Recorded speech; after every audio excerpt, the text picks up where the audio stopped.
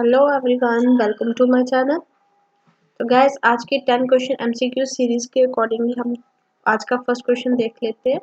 First question है, super computers are used in which of the following area. Super computers इनमें से किस areas में यूज होते हैं? वेदर फोरकास्टिंग में, क्वांटम मैकेनिक्स में, ऑयल एंड गैस एक्सप्लोरेशन में। ठीक है, तो ये जो सुपर कंप्यूटर्स है, ये कंप्यूटर्स कौन होते हैं जो कि प्रडिक्शन या मतलब कि जिनकी पावर क्या होती है, ज़्यादा होती है। ठीक है, फिफ्थ जनरेशन के बाद जो भी कंप्यूटर्स बनाए जा रहे हैं, जो फिफ्थ जनरेशन के कंप्यूटर्स है, उनको हम लोग क्या बोलेंगे?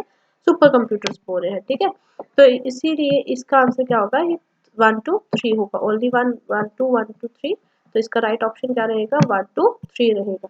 नेक्स्ट है, deficiency of vitamin A in children causes.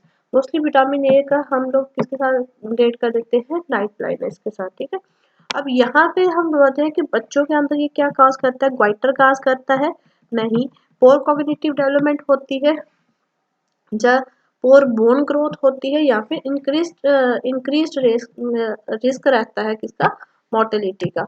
तो ये हमेशा क्या रहता है? यहाँ पे इंक्रीज रेट रहता है किसका? मोर्टेलिटी का। कि बच्चों के अंदर जो है वो जल्दी 0 to 5 ईयर्स के दौरान उनकी डेथ होने की ज्यादा चांसेस रहते हैं। ठीक है, तो वो किसकी वजह से रहता है? विटामिन ए की वजह से।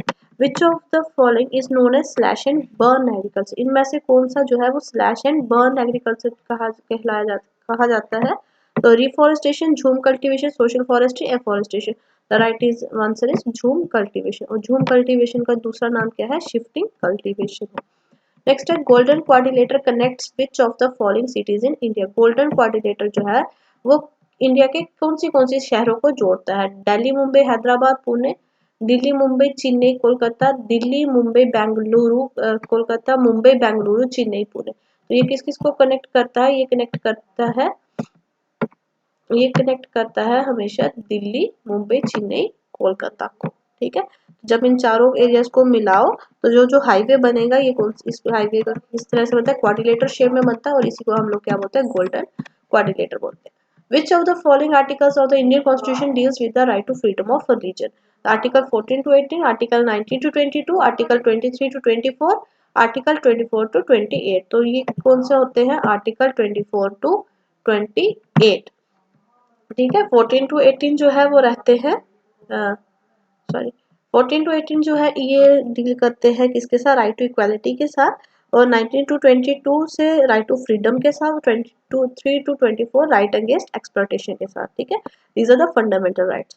विच property is characterised as intellectual property? ठीक है, इंटेलेक्चुअल मतलब जो हमारी आइडियाज हो गए, जैसे हमारी कोई अपनी इनर वाइज है, तो वो क्या है? Money kept at home, land, audio material, allocative efficiency. तो that is the audio material. तो ऑडियो मटेरियल क्या है? हमारा इंटेलेक्चुअल प्रॉपर्टी है। Then what is the average of first 5 multiples of 13? अगर हम फर्स्ट 5 मल्टीपल्स की बात करें, इनकी एवरेज क्या होगी? अगर 30 का टेबल पढ़े तो सबसे पहले एवरेज किसको बोला जाता है? सम ऑफ ऑब्जर्वेशंस को। तो 13 का टेबल काउंट करें, 13 1 से 30। ठीक है, और इसमें ऐड करो 13 1 से 13, 13 2 से 26, प्लस 13 3 से 39, और इसमें ऐड करो 13 4 से 52, और 35 से 65। इन सभी को अगर हम इक्वल करें तो इसका सम क्या आएगा? 195। अब इस 195 को हम लोग क्या करेंगे? डिवाइड करेंगे, इनको काउंट करेंगे, कितना है? 1 2 3 4 5। तो 195 डिवाइडेड बाय 5, तो ये किसके इक्वल आ जाएगा? ये इक्वल आ जाएगा 195 divided by 5 is equal to 45, sorry, equal to 39। तो 39 इज द राइट आंसर। तो ऑप्शन में 39 है, बिल्कुल है, option A is the right answer.